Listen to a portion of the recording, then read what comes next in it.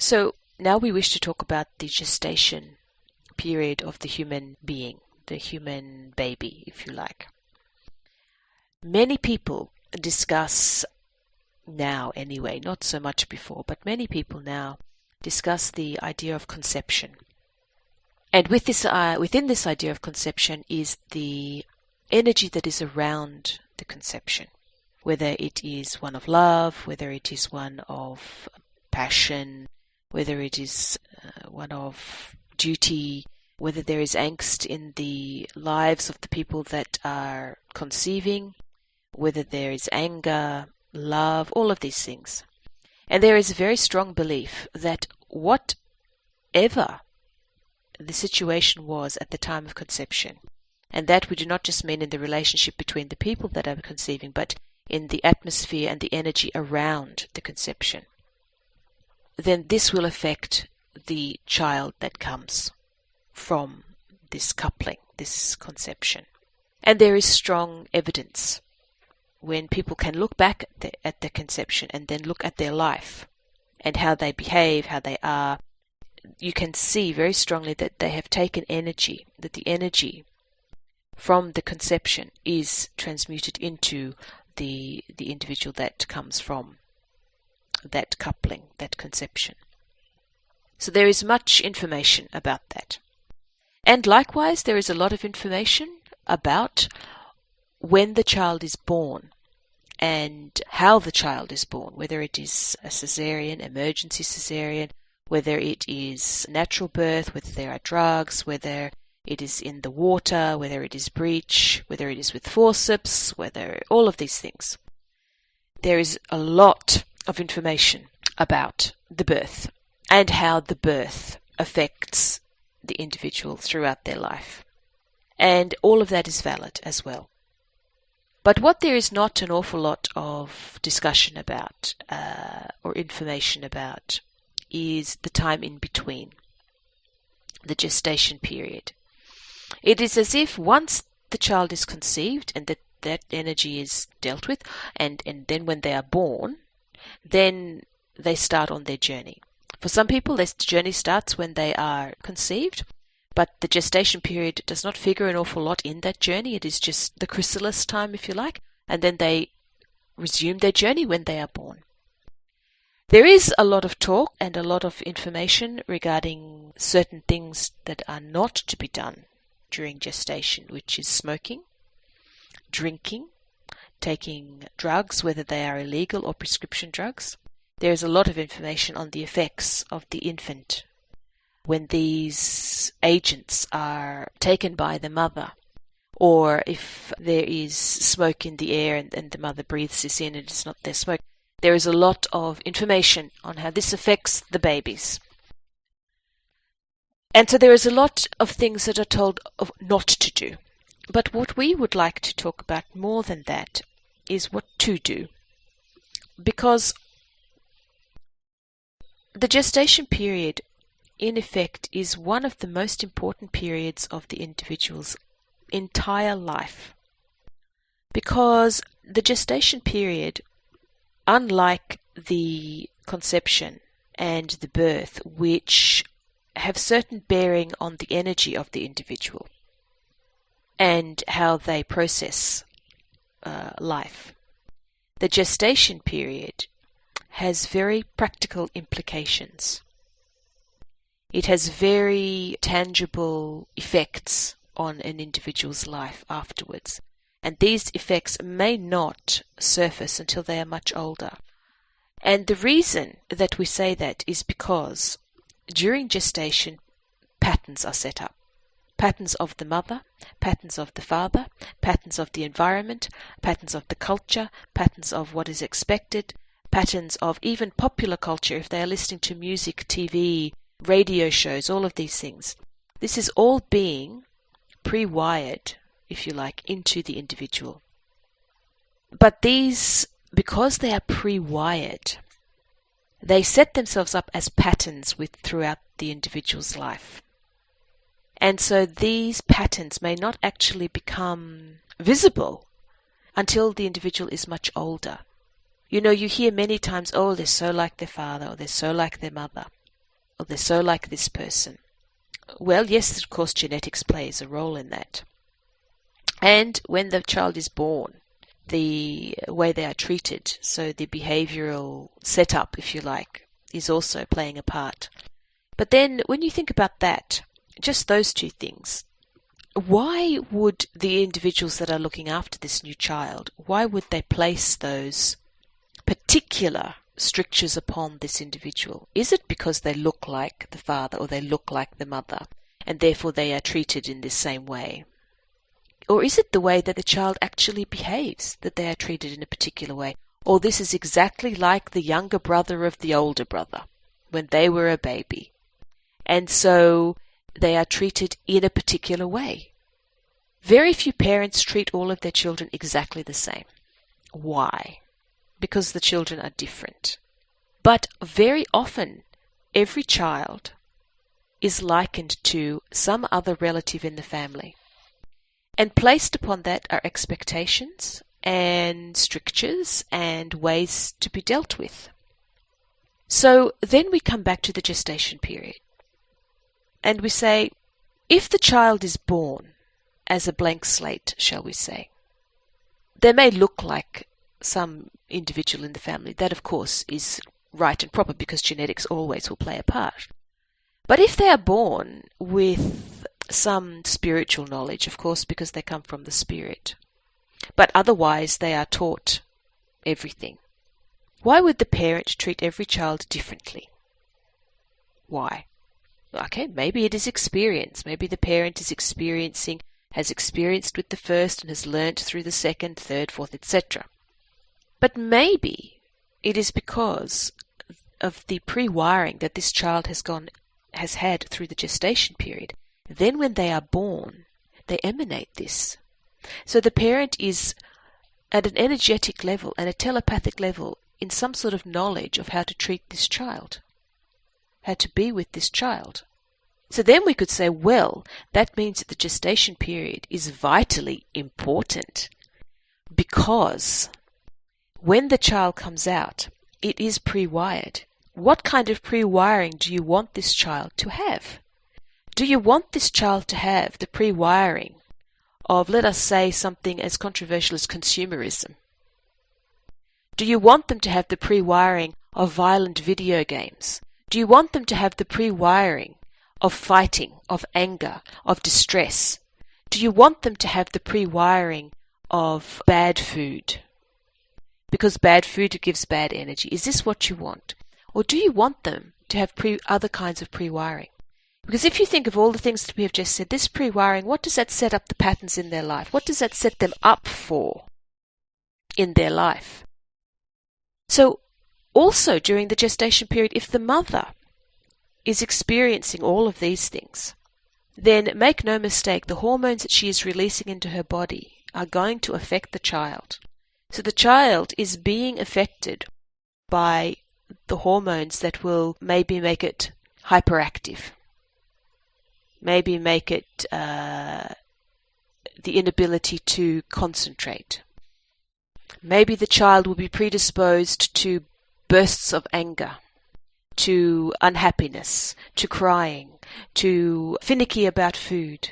You just do not know how these bursts of hormones that the mother will experience because she is putting herself or is being put through situations that are causing her fear, distress, anger, stress. You do not know. So these things, when the mother is experiencing that, these things are going to go through the child in the form of hormones, and that is also pre-wiring the child for the future life. So it is not just the experiences of being around all of these things that we have said, the negative things we have said, but it is about how these things affect the mother and the hormones that she will release, which will affect the baby. This all has to do with the pre-wiring and how that child will come out. And then, very importantly to the behaviorists of the world, how that child will be treated. And how the child is treated is how they are going to turn out. But we are saying that they are already pre-wired, that they The patterns are already set before they are born. So you are going to have to work very hard to reset those patterns so that they are not going to live their life that way.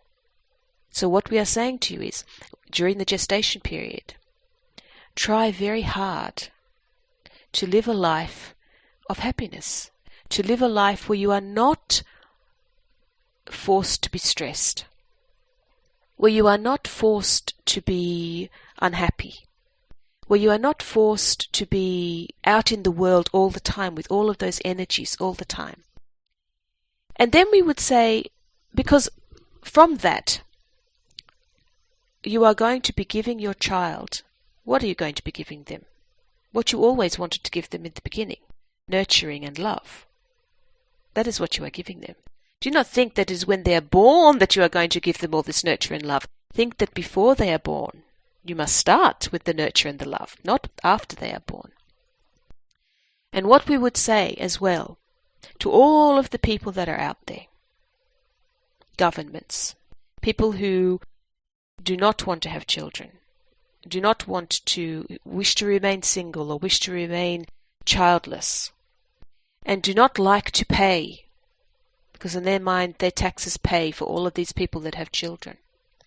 We would say to all of these people, institutions, hospitals, doctors, nurses, parents, workplaces, it is not once the child is born that all of the help needs to kick in. It is before the child is born that the help needs to kick in. From the time of conception, that's when the mother needs the help. Not just after, but before. Because if you want in this world to be presenting children who are able to cope, who are bright and happy, willing to learn, wanting to experience, who are delights, who are caring, who are sharing, then it is very difficult for that to happen if mothers are forced to work during the gestation period. Just one example. Some mothers like to work, and so for them it is a joy to go to work, pregnant, not pregnant.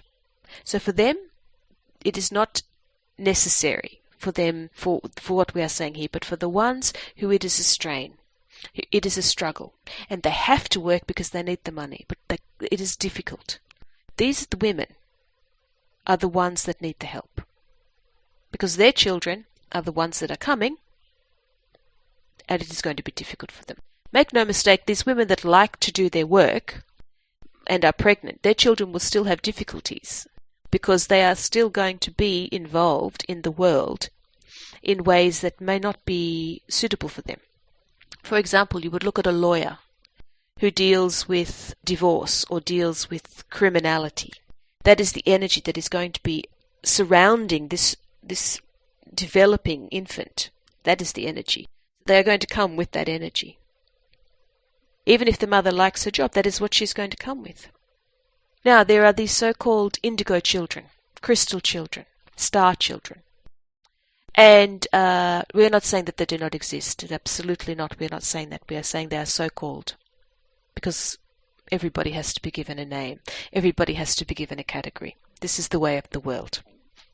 But these children all have similar situations and difficulties. So, therefore, it has been said, oh, they are the same. But we would suggest, is it not interesting that they are all coming around about the same time? So instead of looking at these children as themselves, as these entities, as now a group, let us go back to the parent. Let us go back to the times when the parent, the mother, was pregnant. Let us go back to that. Let us look in the world at that time. What was happening in the world at that time when these mothers were pregnant? And we can go back several generations, because the indigo children, they started many generations ago. Well, not many, several, 2 or 3 generations ago. Let us go back to those times. What were these women being put through? What was the changes that they had to deal with that perhaps they could not deal with? That created these children that now seem to find it very difficult to live in the world that has been created. Why? Because the world of the womb, the world of the spirit, is something that is very blissful. It is something that is shrouded. It is something that is warm and nurturing, and it is fluid. And then, but the world that they were gestating in was not like that. It was not like that. It was something completely different. And so now they come out, and they are in this situation where they were in some sort of paradox, if you like. They were in this beautiful world, but that was not what the world was giving to them. So now they come out, and they cannot function. They cannot be in the classroom. They cannot be in the workplace. They cannot, because it is too contradictory. It is too contradictory. So we could say, yes, they are indigo children, and yes, they have come with a message. And we would say, yes, they have come with a message. Yes, absolutely. And the message may be different to the one that everybody thinks they are coming with. Because the message, we believe, starts in gestation. And the message is, in gestation, what is being given to the child. The world is a much more stressful place. Yes, there have been wars, very stressful times. And there have been famines, and there have been droughts. There have been very stressful times. But not always en masse. Not always the whole world. But now everybody in the world is because everybody can experience everybody else's drama, everybody else's trauma through the internet. Even in the most basic of third world countries, they have the internet. So they can see. These people that are in countries, in totalitarian countries, they know that if they want people to know what's going on, what do they have to do? They film it on their camera and they get it out onto the internet. Yes, it may be shut down very quickly, but the thing is, it is gone. It is already there. So this is the energy that these children are coming into, that they are gestating in. This is the energy. Now we can say, so they are coming into this world, and they are at 6s and 7s. They find it, they cannot think, they cannot talk, they cannot be. It is so much. And yet we are still expecting them to fit into some tiny group, some tiny mold. But they have been bombarded. They cannot. Then now you have another group of children. And they are, in inverted commas, more advanced than these indigo children. And by that what we mean is they have a little bit more, they seem to have a little bit more depth, a little bit more calmness. Well, we would say yes, because of course it is just evolution. These indigo children were the ones that came in and they have really alerted people, have they not, to the fact that something needs to change. These children are coming in and they cannot cope in the world. They cannot cope with what is there. So what does that mean? We make the children change? Well, we've tried that. We've tried to get them to fit in and it hasn't worked. So now what do? We have to change the world for these children. Right? That's what they have done. That's what these indigo children, that is their gift. That is their message. So then we have the next lot of children. And these lot of children, they're still bombarded in gestation. They still have all of these things, but the difference is that the consciousness has evolved. These indigo children have allowed the consciousness to evolve. So now these new children are coming in. And they are not all of the children. Of course, they are just some children. And their consciousness has evolved to the point where they can shield out a lot of the extraneous detritus, if you like, of what is going on in the world. And they can just be in the womb. They can be in this gestation period. They can be there. They still need nurturing. They still need the internal of the mother to be well.